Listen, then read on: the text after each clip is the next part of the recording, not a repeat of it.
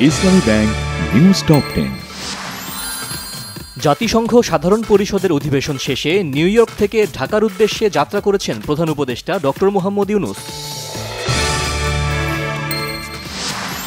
আবেগের বশে অন্তর্বর্তী সরকার যেন জাতির প্রত্যাশার বাইরে কাজ না করে বলেছেন জামায়াতে ইসলামের আমির ডাক্তার শফিকুর রহমান।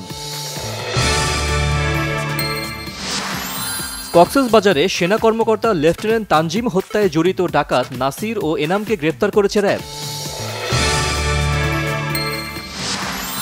আসিয়ান ঢাকা কমিটির আয়োজনে বৃক্ষরোপণ কর্মসূচির উদ্বোধন করেছেন সেনাপ্রধান। উপস্থিত ছিলেন আসিয়ানভুক্ত দেশগুলোর হাইকমিশনার ও রাষ্ট্রদূতরা।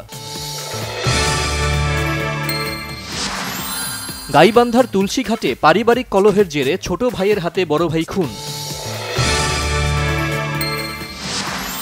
যুক্তরাষ্ট্রে হ্যারিকেন হেলেনের আঘাতে 5 অঙ্গরাজ্যে মৃতের সংখ্যা বেড়ে দাঁড়িয়েছে 43 জনে। রাশিয়ার মুসলিম অধ্যুষিত অঞ্চল দাগেস্তানে একটি পেট্রোল স্টেশনে বিস্ফোরণে 2 শিশুসহ 10 জন নিহত। লেবাননের রাজধানী বৈরুতে আবাসিক ভবন লক্ষ্য করে দফায় দফায় বিমান হামলা চালিয়েছে ইসরায়েল।